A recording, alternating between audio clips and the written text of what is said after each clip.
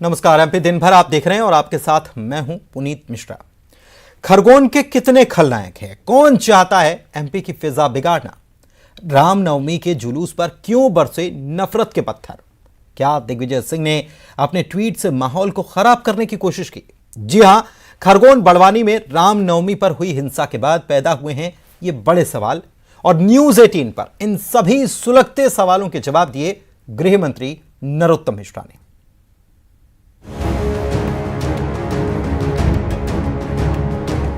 और इस समय हमारे साथ एक्सक्लूसिव बातचीत के लिए जुड़ रहे हैं मध्य प्रदेश के गृह मंत्री नरोत्तम मिश्रा।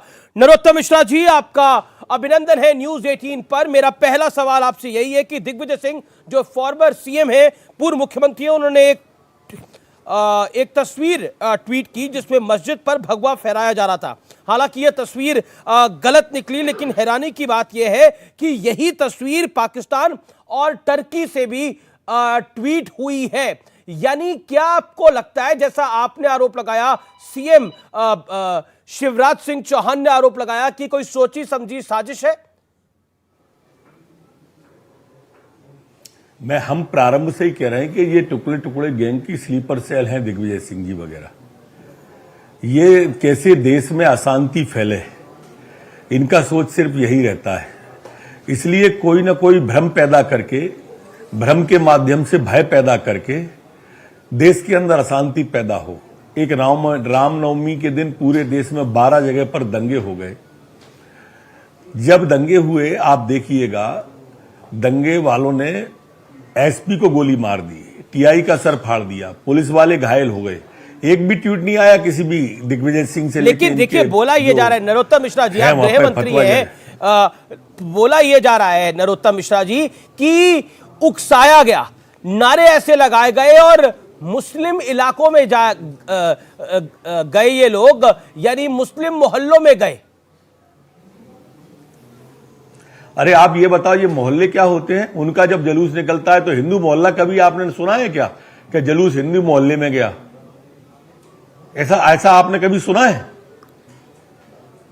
लेकिन सुना तो नहीं है, लेकिन मुस्लिम मोहल्ले की बात तो अक्सर जाता है। हमारा साल में मुस्लिम मोहल्ला है, फलाना अकलियतों का मोहल्ला है।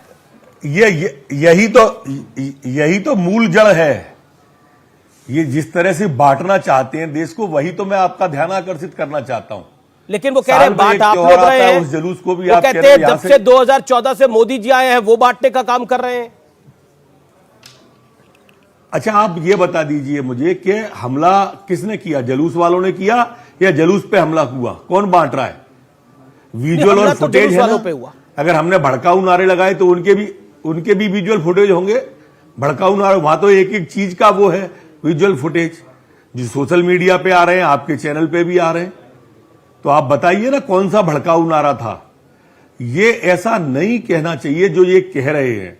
जो ट्वीट उन्होंने किया मध्य प्रदेश का था ही नहीं, और मध्य प्रदेश का करके कर दिया उनने, मुख्यमंत्री का नाम का उल्लेख कर दिया उनने उसमें। अब ये भड़काने का काम नहीं किया उन्होंने। अच्छा, एक आरोप ये लगा रहे हैं असाउद्दीन ओवैसी, आपके साथ तो विशेष प्यार है ओवैसी साहब का। वो कह रहे हैं कि मुसलमानों को चिन्हित करके उन पे कार्रवाई हो रही है। सरकार बताए कि किस कानून के तहत वो चिन्हित करके मुसलमानों के घर तोड़ रही है, बुलडोजर चला रही है। वो कह रहे हैं कि आप एक तरफा मुसलमानों पे कार्रवाई कर रहे हैं, आप हिंदूवादी सरकार है। हम दंगाइयों पे कार्रवाई कर रहे हैं। हिंदू मुसलमान ओबीसी उनकी राजनीति का ये पार्ट है। हम सिर्फ दंगाइयों पे कार्रवाई कर रहे हैं। दंगाई कौन है ये विजुअल फुटेज में दिख रहे हैं, आप भी देख सकते हैं, मैं भी देख सकता हूं, आदरणीय ओबीसी जी भी देख सकते हैं। कौन रोक रहा है उनको देखने को? हम दंगाइयों पे कार्रवाई कर रहे हैं, हम अतिक्रमणकारियों पे कार्रवाई कर रहे हैं और करेंगे आगे भी। लेकिन देखिए, सिर्फ मामला यहां नहीं रुकता, सिर्फ ओवैसी नहीं कह रहे। प्रदेश का माहौल बिगाड़ने की अनुमति तो किसी को भी नहीं है। लेकिन देखिए, ये प्रदेश की बात नहीं है, ये अनुमति किसी को भी नहीं है। ये बात तो अब देश की हो गई है, जो मध्य प्रदेश के खरगोन में हुआ। लेकिन कानून व्यवस्था राज्य के जिम्मे होती है और आप राज्य के गृह मंत्री है। क्या आपकी जिम्मेदारी नहीं है जो कुछ हुआ? क्योंकि अगर बीजेपी के शासन के अंदर हिंदू सुरक्षित नहीं है तो कहां होगा? विपक्ष तो यह भी पूछ रहा है आपसे। भाई हम कह रहे हैं ना कि सुरक्षित था, इसलिए किसी को हताहत नहीं होने दिया। हमारी पुलिस थी, तभी एसपी को गोली लगी ना वहां पर। टीआई का सिर्फ हटाना मतलब सब थे, एसपी से लेके टीआई तक, कांस्टेबल तक, पूरा इंतजाम था। ऐसा नहीं पत्थर कैसे चल गए? पत्थर कैसे चल गए? एक पूरा मकान पत्थर का जखीरा वहां पे निकला। ये पत्थर इकट्ठे करके उन्होंने रखे हुए, पत्थर और असला, रिवाल्वर, बंदूक इन्होंने इकट्ठे करके रखे थे वहां पर। कैसे ले आए? और इसलिए इन्होंने हमला किया, सुनियोजित पूर्वक हमला किया। और ये वातावरण तो ऐसा नहीं बिगाड़ने देंगे हम मध्य प्रदेश का किसी को भी। मैं आपको एक बयान बताना चाहता हूं। राहुल गांधी ने 9 दिन हो गए। जी बोलिए। क्या राहुल गांधी का क्या कह रहे थे आप? मैं राहुल गांधी का बयान आपको बताता हूं। राहुल गांधी ने कहा कि हिंदुस्तान को बांट दिया है। मेरी बात तुम आज नहीं मान रहे, लेकिन 2-3 साल में यहां पर हिंसा होगी, आप लोग मानोगे। और अब देश के अंदर अलग अलग देश बन गए हैं, उन्होंने ये कहा। और उसके बाद हमने देखा ये जो तांडव पूरे वो यही चाहते हैं, वे उनके राजस्थान तक, राजस्थान से लेकर फिर उसके बाद मध्य प्रदेश तक, झारखंड तक। आप ये देखिए, 9 दिन हो गए करौली की घटना को, उनकी सरकार थी, एक ट्वीट नहीं किया उन्होंने निंदा का करौली की घटना को लेके, सिंगल ट्वीट नहीं किया। सोनिया गांधी जी से लेके राहुल गांधी तक एक शब्द नहीं बोले वो करौली की घटना पर। देश को बांट तो मूल रूप से यही रहे ना, इस तरह की बातें कर रहे हैं। कल मैं उनका वो भी बयान पढ़ रहा था कि पुनर्जन्म होता है कि नहीं होता, नहीं तो राम को कैसे मानते हो। अब ये किन विषयों को उठा रहे हैं? कोई भी भावना आहत हो हमारी, इस अवसर को कोई कांग्रेसी छोड़ता ही नहीं है। लेकिन बांटने का काम तो ये कर रहे हैं ना। लेकिन सिर्फ कांग्रेस का सवाल नहीं है, ओवैसी भी बोल रहे हैं। मौलाना मदनी ने तो गृह मंत्री अमित शाह को चिट्ठी लिख दी है। उन्होंने कहा है कि मध्य प्रदेश के खरगोन में पुलिस और सरकारी अधिकारी मुसलमानों को निशाना बना रहे हैं। 75 मुसलमानों को, जो उनकी चिट्ठी में आंकड़ा है, 75 मुसलमानों को अरेस्ट किया गया है, उन्हें डराया जा रहा है। उनकी मांग है कि पूरे मसले पर जुडिशियल इंक्वायरी होनी चाहिए। वो आपके शासन पर, आपके विभाग पर, आपकी सरकार पर भरोसा नहीं करते। ना उनका भरोसा मुख्यमंत्री में है, ना गृह मंत्री में है। भाई ये कोई बात हुई कि हम कब चाह रहे हैं कि वो भरोसा करें? उनका प्रमाण पत्र की जरूरत नहीं है। उनने जब पुलिस को गोली लगी, बच्चे छोटे छोटे आईसीयू में चले गए, तब किया क्या उनने? ये दोनों जगह करते ना। वो बांटने की बात तो वो कर रहे हैं जो एक वर्ग विशेष की बात कर रहे हैं, चाहे ओबीसी जी हो चाहे मौलाना हो। तो वर्ग विशेष की बात तो आपकी तरफ से भी की जा रही है। आरोप लग रहा है कि बीजेपी हिंदुओं की बात कर रही है, बीजेपी सिर्फ हिंदुओं की बात कर रही है, और सरकार में भाषण देती है सबका साथ, सबका विकास और सबका विश्वास। हम हिंदू मुसलमान की बात नहीं कर रहे हैं, हम दंगाइयों की बात कर रहे हैं।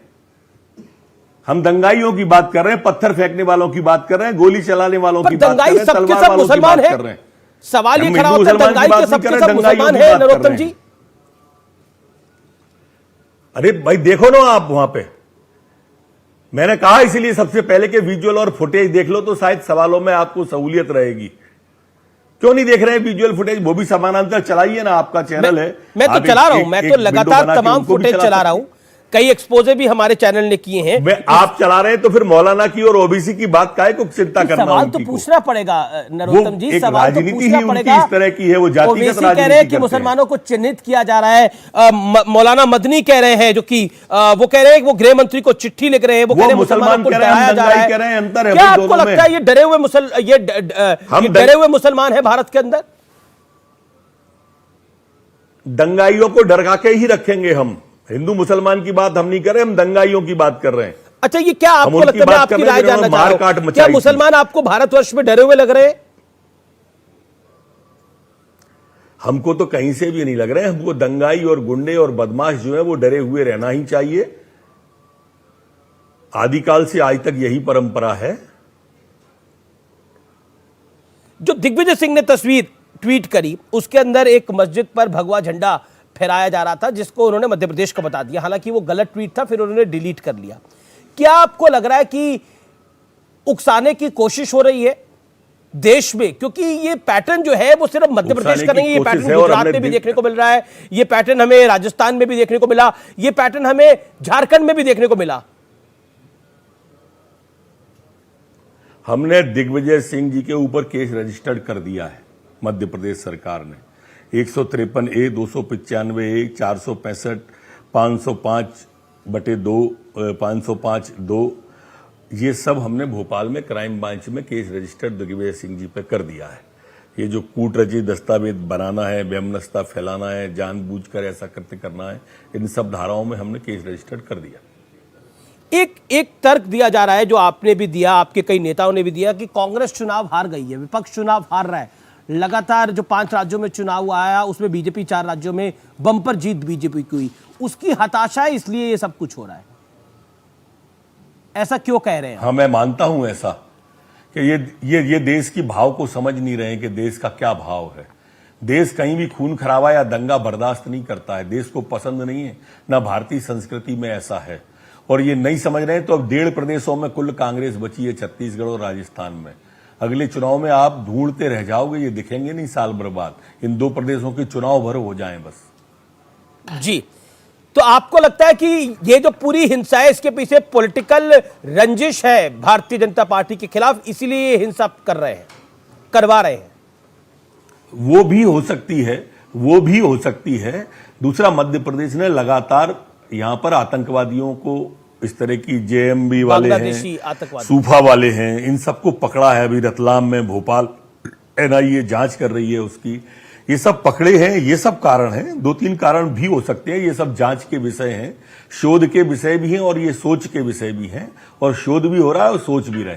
मैं एक सवाल आपसे पूछना चाहता हूं, हालांकि पूछना चाहिए नहीं पूछना चाहिए, लेकिन फिर भी मैं आपसे पूछ रहा हूं। जब भी आप अपनी बात को रखते हैं, जब भी आप कार्यक्रमों में जाते हैं, तो आप टीका लगा के जाते हैं। ये आपका एक अधिकार है कि आप टीका लगा के जाते हैं और आप जा सकते हैं। लेकिन एक वर्ग ये कहता है कि नरोत्तम मिश्रा को टीका लगाना क्यों पड़ता है, दिखावा क्यों करना पड़ता है? उनको आपका जवाब क्या होगा? मैं प्रारंभ से ही लगाता हूं, अभी नहीं लगाया हूं। मैं अभी घूमने जा रहा था मैं जी, आप देख रहे होंगे, अभी ही आया हूं मैं उसको धोके, पर मैं प्रारंभ से ही टीका लगाता हूं।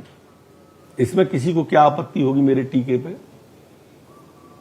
जी, लेकिन आपके जो शुभचिंतक है वो इस पर जरूर, जब आप ट्वीट करते हैं कुछ नीचे जरूर लिखते हैं, तो मुझे लगा ये आपसे सवाल पूछ लेना चाहिए। आपका बहुत नहीं, अच्छा सवाल था आपका, पर मैं अभी लगाई नहीं हूं, इसलिए विस्तार से बता नहीं पाऊंगा। मैं अभी आया, मेरे को पकड़ लिया गया यहाँ पे। जी। चलिए नरोत्तम मिश्रा, हम उम्मीद करते हैं कि खरगांव हिंसा में जो भी लोग हैं उनको आप पकड़ेंगे, उन पे कार्रवाई करेंगे और बिना धर्म देके कार्रवाई होगी। बिल्कुल, कोई दोषी बख्शा नहीं जाएगा। कोई दोषी बख्शा नहीं जाएगा, चाहे वो कितना भी बड़ा हो। कितना भी बड़ा हो। बहुत बहुत शुक्रिया नरोत्तम मिश्रा, अपने स्पष्ट जवाबों के लिए जाने जाते हैं। बहुत बहुत शुक्रिया आपका नरोत्तम मिश्रा, हमारे साथ जुड़ने के लिए। 15 अप्रैल यानी कि शुक्रवार को मुंबई के विले पार्ले स्थित संन्यास आश्रम मंदिर परिसर में साधु संतों और महात्माओं की एक भव्य सभा होने जा रही है। सभा में सिर्फ भारतीय ही नहीं बल्कि विदेशों से भी कई प्रख्यात साधु संत और महात्मा शामिल होंगे। सभा के मुख्य केंद्र में हिंदुत्व से जुड़े मुद्दे होंगे, जिसमें परिचर्चा के दौरान बड़े बड़े हिंदू धर्म से जुड़े आचार्य और विद्वान हिस्सा लेंगे। और रामनवमी में जिस तरह से देश भर में कई जगह हिंसक घटनाएं हुई हैं, उस पर भी विचार करेंगे। इस सभा में महाराष्ट्र के पूर्व मुख्यमंत्री देवेंद्र फडणवीस भी शिरकत करेंगे। देखिए, जब संत जुटते हैं तो चर्चा सभी अपने धार्मिक विषयों पर होती है, और आज धर्म के विषय को लेकर के, हिंदुओं के विषय को लेकर के इस देश का जो नेतृत्व है वह अच्छी दिशा में जा रहा है। चाहे आप राम मंदिर का निर्माण हो, चाहे आप माँ गंगा की सफाई हो, तो उस दिशा में और भी किस प्रकार से उसमें बेहतर कार्य किया जाए, उसमें संत लोग दिशा निर्देश देंगे। और आइए अब चलते चलते जान लेते हैं क्या है crypto currency.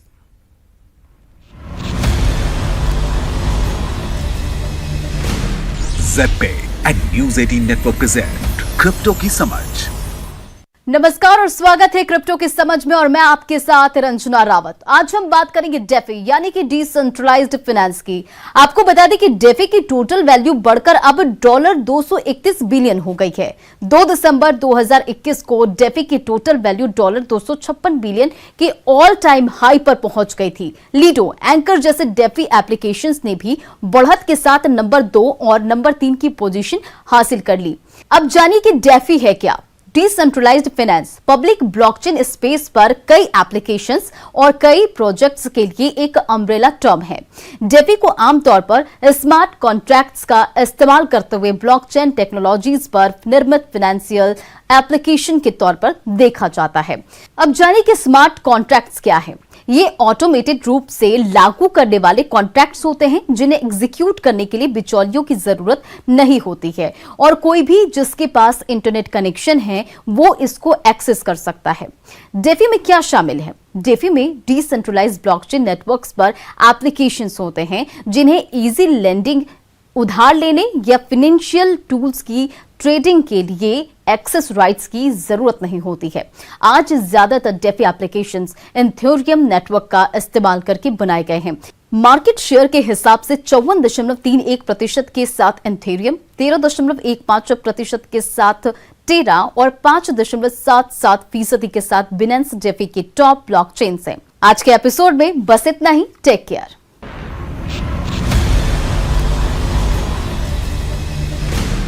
ZPay and News 18 Network present crypto की समझ।